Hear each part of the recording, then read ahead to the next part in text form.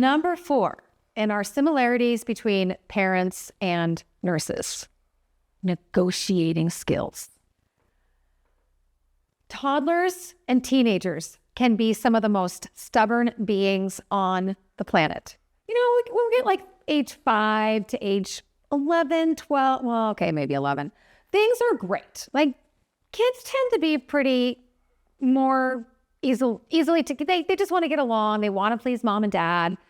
But as toddlers, they could really give a crap about pleasing mom and dad. And as teenagers, they just want to push your buttons because they're right anyway. So what do we know? And you have to learn how to negotiate to an extent.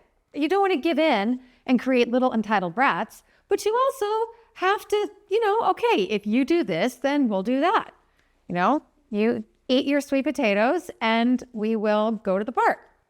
I mean, who says no to sweet potatoes? But you know what I'm saying. It's the same thing with our patients. Now, sometimes our patients are scared or they don't understand. So we have to negotiate with them a little bit. All right, Mr. Johns, I know that you are afraid that taking a walk is going to hurt you. And so we're going to give you your pain meds. I don't want you to hurt either. And then I'm going to bring you breakfast, right? You're going to get that oatmeal that you loved having yesterday.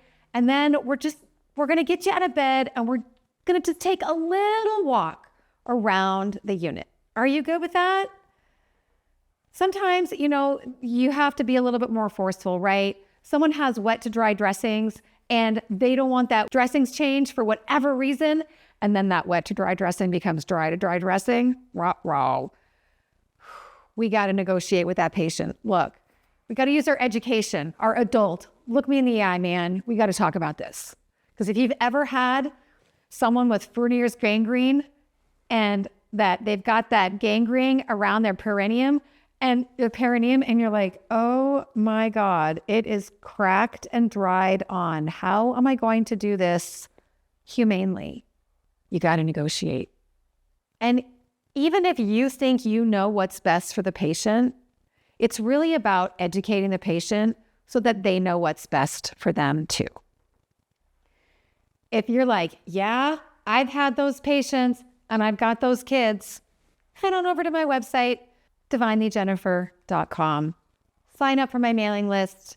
You get to hear what 1, 2, and 3 are, 4 are, 6 similarities between parents and nurses. I'll also send you all sorts of tips, freebies, etc. You don't want to miss out.